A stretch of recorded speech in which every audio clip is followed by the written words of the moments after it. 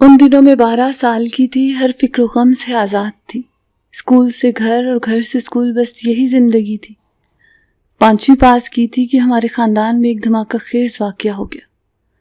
منجلے ماموں اصغر نے پہلی بیوی اور 4 بچوں کے ہوتے ایک تھیٹر ایکٹریس کی لڑکی چمن آرا سے شادی کر لی۔ یہ امر سارے خاندان کے لیے افسوسناک تھا، لیکن مجھے اس کی کوئی پرواہ نہ تھی۔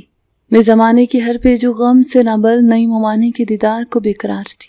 خاندان والوں کی مخالفت اور بڑی بیوی کے ڈر سے ماموں نے چمن ممانی کے لیے ہمارے گھر سے قریب ایک مکان لیا۔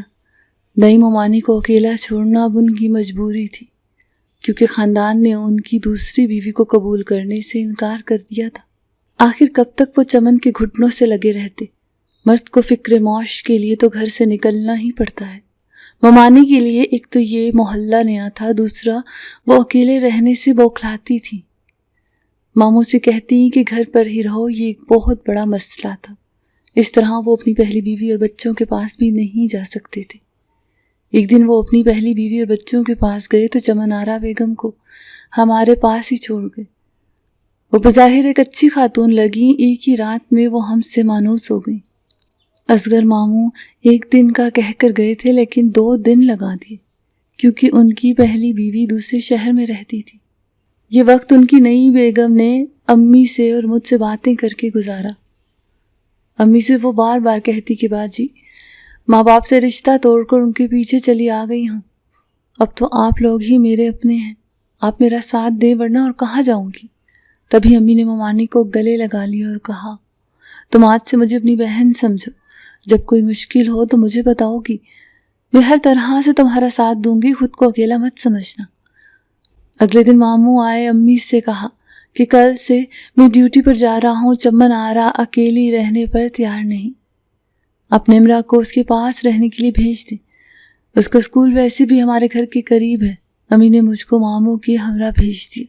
چمن آرا ممانی خوش ہو گئیں، اچھے طریقے سے مجھے خوش آمدید کہا، اور وہ سارا دن مجھ سے مزے کی باتیں کرتی۔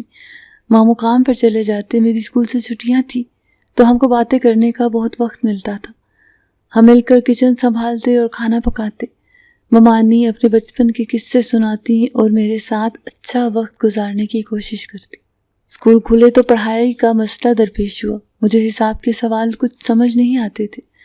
ماموں تو صبح آفس چلے جاتے، ان کے پاس وقت کہاں تھا کہ مجھ کو ریاضی سمجھاتے، اور چمن آرا کو ریاضی نہیں آتی تھی۔ البتہ انہوں نے اس مسئلے کا یہ حل نکالا کہ مجھے پڑوس میں ٹیوشن لگوا دی اور میں ہنا باجی سے پڑھنے ان کے پاس جانے لگی۔ ہنا باجی کے والد ٹھیکیدار تھے، وہ گھر پر نہ رہتے تھے، ان کے لڑکے بھی دوسرے شہر ہوتے، والدہ ہی گھر پر ہوتی تھی۔ ہنا باجی اپنی والدہ کے ساتھ گھریلو امور سر انجام دیتی، ان کے پاس کافی وقت ہوتا تھا، تبھی مجھ کو بہت توجہ اور محنت سے پڑھاتی تھی۔ ایک دن جب میں پڑھ چکی اور گھر جانے لگی، باجی نے کہا، ٹھہرو نمرا، ابھی مت جاؤ، آؤ چھت پر چلتے ہیں، دیکھو تو کتنا اچھا موسم ہے۔ ابھی ہم چھت پر جا کے بیٹھے ہی تھے کہ کسی مردانہ آواز نے ان کو پکارا، ہنا دیکھو میں آ گیا ہوں۔ میں نے مڑ کر دیکھا، ایک نوجوان باجی سے گلے مل رہا تھا۔ باجی بھی وفور جذبات سے کھل اٹھی تھی۔ ارے ذیشان، تم کب آئے؟ وہ خوش ہو کر بولی۔ میں حیرت سے ان کو دیکھ رہی تھی۔ انہوں نے مجھ سے کہا، نمرا، یہ میرا بھائی ہے، حیدرآباد میں ملازمت کرتے ہیں۔ میں نے ذیشان کی طرف دیکھا تو پلک جھپکنا بھول گئی۔ وہ بھی ششدر سا مجھے دیکھ رہا تھا، ان کی آنکھیں بے حد خوبصورت تھی۔ اچھا اب تم جاؤ نمرا، بڑے دنوں بعد میرا بھائی آیا ہے، تم کل اور پرسوں مت آنا، 2 دن تمہاری چھٹی ہے۔ میں وہاں سے چلی آئی، مگر 2 آنکھیں میرے ساتھ ساتھ جیسے میرے تعاقب میں دروازے سے گلی تک آ گئی۔ یہ آنکھیں میرے دل میں کھپ گئی تھیں۔ گھر آ کر اب وہ 2 آنکھیں مجھے در و دیوار سے جھانکتی محسوس ہوتی تھی، لیکن مجھے معلوم ہی نہ تھا کہ ایسا کیوں ہو رہا ہے۔ میں نے ممانی کو بھی بتایا کہ ہنا باجی کا بھائی آیا ہوا ہے اور اس کی آنکھیں بہت خوبصورت ہیں، اور یہ آنکھیں مجھے گھر میں ادھر ادھر بکھری نظر آتی ہیں۔ میری بات سن کر ممانی ایک خاص ادا سے مسکرا دی۔ تیسرے دن جب میں پڑھنے باجی کے گھر پہنچی، وہ ان کے پاس بیٹھا ہوا تھا۔ میں نے سلام کیا، وہ بغیر جواب دیے مسکرا کر اٹھ گیا۔ سلام کا جواب باجی نے دیا۔ تھوڑی دیر بعد جب میں نے کھڑکی پر نظر ڈالی، مجھے گمان ہوا 2 خوبصورت آنکھیں مجھے کھڑکی کی اوٹ سے دیکھ رہی ہیں۔ طبیعت کی خرابی کا بہانہ کر کے میں وہاں سے لوٹ آئی۔ گھر آئی تو کوئی عجب سی پریشانی بھی میرے تعاقب میں آئی۔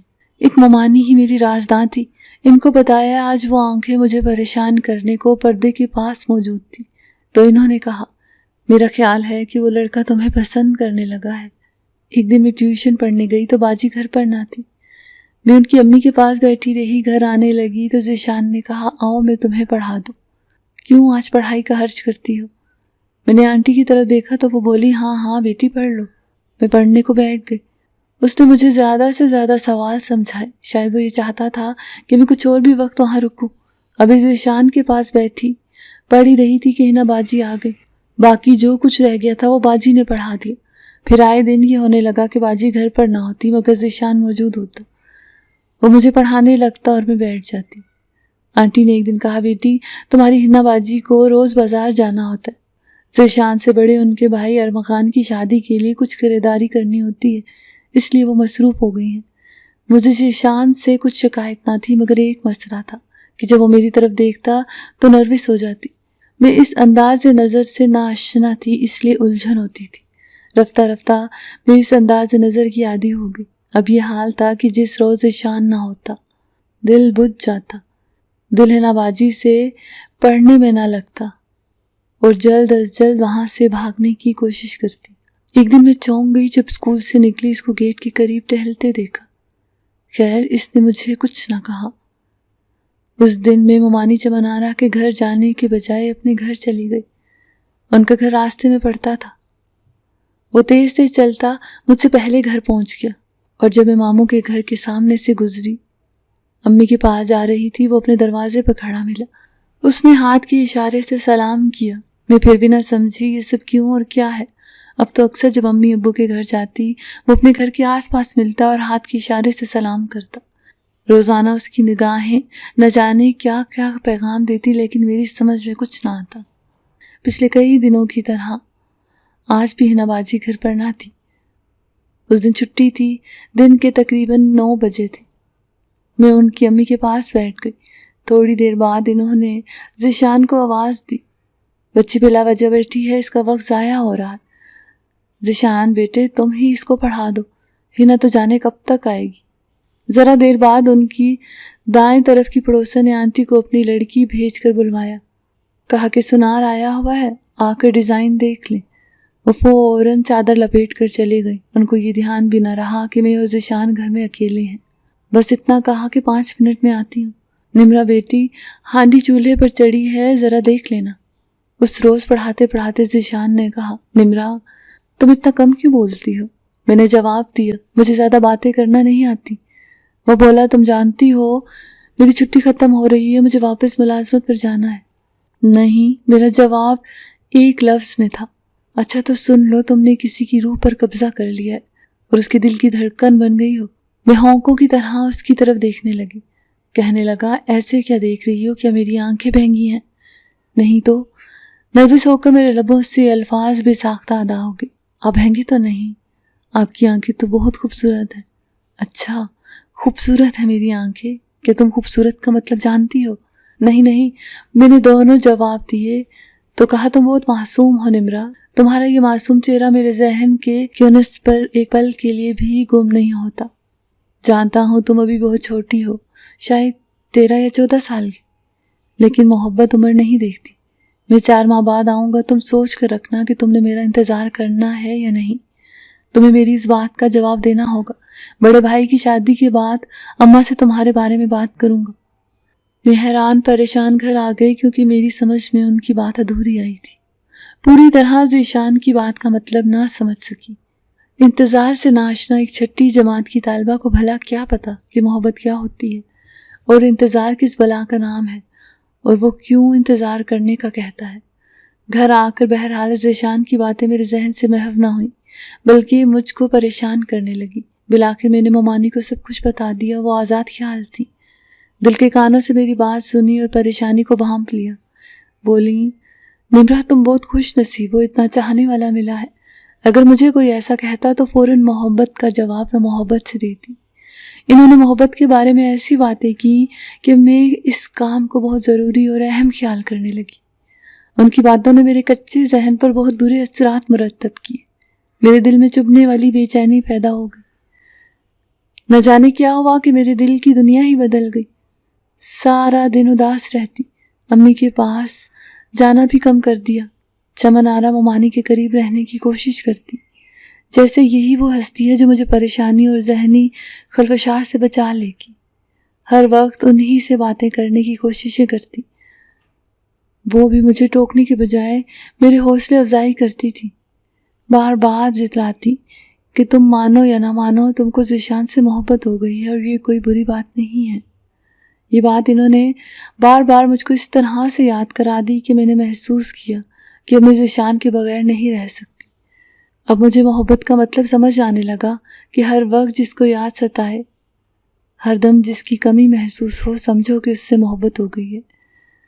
میں اب کھل کر ذیشان کا نام لینے لگی، پڑھائی سے دل اچاٹ ہو گیا، سوچتی کہ واقعی محبت انسان کو پاگل کر دیتی ہے۔ میری حالت بھی ان دنوں پاگلوں جیسی ہو گئی تھی۔ اس حالت میں ممانی نے میری بہت دل جوئی کی، بہت خیال رکھا۔ اب سوچتی ہوں کہ ان کا یہ لگاؤ بھرا تاؤ ان کی دوستی نہیں بلکہ دشمنی تھی۔ اگر ان کو مجھ سے دشمنی نہ ہوتی تو وہ مجھ کو سمجھاتی، نہ کہ اس عذاب میں داخل کرتی اور ایسے روگ میں مبتلا کر دیتی کہ جس سے میں قطعی ناآشنا تھی۔ وہ مجھے سمجھا کر روک دیتی کہ ایسی باتیں نہ سوچو، یہ باتیں تمہارے سوچنے کی نہیں ہیں، بس اپنی پڑھائی کی طرف دھیان دو۔ غرض کہ وہ اچھی ممانی نہ تھی، میں تو لائق طالبہ تھی۔ مجھے تعلیم کی طرف راغب کرنے کی بجائے انہوں نے سیدھے راستے سے بھٹکا دیا اور ایسے راستے پہ چلا دیا۔ اگر ان کی جگہ میری ماں ہوتی تو ضرور مجھے روکتی۔ یہ 4 ماہ مجھ پر صدیوں کی طرح بھاری گزرے۔ بالآخر ذیشان لوٹ آیا، میرا دل کھل اٹھا، ہر وقت دھڑکنیں تیز رہنے لگی۔ ممانی اس کے نام سے چھیڑنے لگی۔ میں ہنا باجی کے گھر گئی، اس نے میرا ہاتھ تھام لیا اور سوال کا جواب مانگا۔ مجھ سے جواب بن نہ پڑا تو رونے لگی۔ مجھے روتا دیکھ کر وہ بے قرار ہو گیا، بولا مجھے یقین تھا کہ میری محبت کا طوفان تمہارے دل میں ضرور تباہی مچا دے گا۔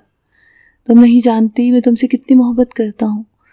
اب میں ان کے گھر جاتی کسی نہ کسی بہانے، ایک طرف ہٹ جاتا اور مجھے ادھر بلا لیتا۔ ان کے گھر والوں سے چھپ کر ہماری ملاقاتیں ہونے لگی۔ میں ساری باتیں ممانی کو ضرور بتاتی تھی۔ وہ کہنے لگی اگر ہنا کے گھر ذیشان سے بات کرنے سے تمہیں خوف آتا ہے تو اپنا گھر تو محفوظ ہے نا، تمہارے ماموں آفس گئے ہوتے ہیں، تم اسے یہاں بلا کر مل لیا کرو۔ لیکن میں دن میں اس کو بلانے سے ڈرتی تھی کہ ہمارے گھر سے بھی لوگ آ جاتے تھے، لہٰذا چمن آرا نے یہ حل نکالا کہ میں اس کو رات کو بلایا کروں جب ماموں اصغر گہری نیند سے ہو جایا کرے یا وہ اپنے پہلے والے گھر گئے ہوں۔ سو ممانی نے خود رات کو اس کو پچھلی طرف کی گیلری میں آنے کو کہا، خود 2-4 منٹ بات کی اور ہم دونوں کو تنہا چھوڑ کر چلی گئی۔ وہ ہمیں مسلسل تنہائی میں ملنے کا موقع دیتی رہی۔ اس وقت تو میں ان کو اپنا سب سے بڑا محسن سمجھتی تھی۔ اب زندگی کے اس موڑ پر احساس ہوتا ہے کہ وہ میری سب سے بڑی دشمن تھی۔ وقت گزرنے کے ساتھ ساتھ ہمارا تعلق گہرا ہوتا گیا۔ سچ کہتے ہیں کہ ایسا تعلق زیادہ دیر چھپا نہیں رہ سکتا۔ میرے بھائی نے 1-2 بار جب ذیشان کو ماموں کے گھر سے نکلتے دیکھا تو انہوں نے ممانی پر شک کیا۔ جب میرے بھائی نے ان سے پوچھا کہ یہ پڑوسی لڑکا کیوں تمہارے گھر آتا ہے تو انہوں نے الٹا وار کر دیا اور طوفان کھڑا کر دیا کہ کرتوت تمہاری اپنی لاڈلی بہن کی اور الزام مجھ پر لگایا جا رہا ہے۔ اس بات کو ثابت کرنے کے لیے ممانی نے میرے بھائیوں کو گھر پر بلا لیا۔ مجھے اور ذیشان کو معاملے کی خبر نہ کی۔ جب ذیشان مجھ سے ملنے آیا تو بھائیوں کو ممانی نے خبر کر دی۔ وہ تو میرے بارے میں ایسا سوچ بھی نہ سکتے تھے اور نہ ہم ہی سوچ سکتے تھے کہ یہ خاتون ہمیں یوں رسوا کریں گی۔ میرے بھائیوں نے ذیشان کو پکڑ لیا، خوب مارا اور مجھے بالوں سے پکڑ کر گھسیٹتے ہوئے گھر لائے اور مارا۔ میں جانتی تھی کہ میری باری ہے، مار کھاتی رہی۔ میرا اسکول جانا بند ہوا اور بھائیوں نے امی سے کہا کہ اس کی جلد از جلد شادی کر دو۔ گھر والے تو میرے لیے اجرت میں رشتہ ڈھونڈ رہے تھے اور مجھے ذیشان کی فکر لگی تھی۔ ایک روز موقع پا کر بڑی مشکل سے میں گھر سے نکل کر اس سے ملنے چلی آئی۔ وہ اپنی بیٹھک میں تھا اور بیرونی در کھلا تھا۔ میں گلی سے ہی بیٹھک میں چلی گئی، لیکن اس نے مجھ سے بات کرنے کے بجائے منہ پھیر لیا۔ وہ میرے بھائیوں سے ڈرا ہوا تھا۔ جب میں نے دوبارہ مخاطب کیا تو بولا نمرا میں تم سے محبت نہیں کرتا، وہ میری بھول تھی، اب تم مجھ سے ملنے کبھی مت آنا، میری شادی میری کزن سے ہو رہی ہے، اب تم چلی جاؤ، میری اور اپنی شامت مت بلاؤ۔ مجھے اس کے ایسے جواب کی توقع نہ تھی۔ دل کو ٹھیس لگی، مجھے سخت تکلیف پہنچی، مگر کچھ نہ کہہ سکتی۔ روتی ہوئی گھر آ گئی۔ جس پر سب کچھ قربان کر دیا، اس نے جان کے خوف سے مجھ سے منہ موڑ لیا تھا، لیکن یہ اچھا ہی ہوا۔ مجھے سبق تو مل گیا کہ ماں باپ کی عزت کا جنازہ نکال کر میں نے کتنی بڑی غلطی کی تھی۔ گھر میں میری شادی کی تدبیریں ہو رہی تھی اور مجھے شادی سے کوئی دلچسپی نہ تھی۔ شادی کیا تھی، بس مجھے بنا سنوار کر ایک مقبرے میں زندہ دفن کیا جانا تھا۔ دولہا میرے والد کی عمر کا تھا، جس کی بیوی وفات پا چکی تھی۔ والدہ اور والد دیکھتے رہ گئے اور جوان بھائیوں نے اپنی عزت پر آنچ آنے کی خوف سے میری شادی کرا دی۔ شادی کے 10 برس بعد میرا شوہر دمے کے مرض سے وفات پا گیا۔ جوانی میں بیوہ ہو گئی، شوہر کی کافی جائیداد تھی، مجھے بھی حصہ ملا۔ میں نے دوبارہ شادی نہ کی۔ اب شادی کی چاہ نہ رہی تھی۔ مجھ کو کم سنی میں ایک غلط عورت کے گھر رہنے کی بہت بڑی سزا ملی۔ آج بھی سوچتی ہوں کہ میری اس بربادی میں کس کا قصور تھا؟ میری والدہ کا، جنہوں نے مجھ کو ایک غیر عورت کے سپرد کر دیا، یا اس عورت کا جس نے مجھے اپنے ڈگر پر چلایا اور حفاظت کرنے کے بجائے مجھ کو تہی دامن کر دیا اور رسوا بھی۔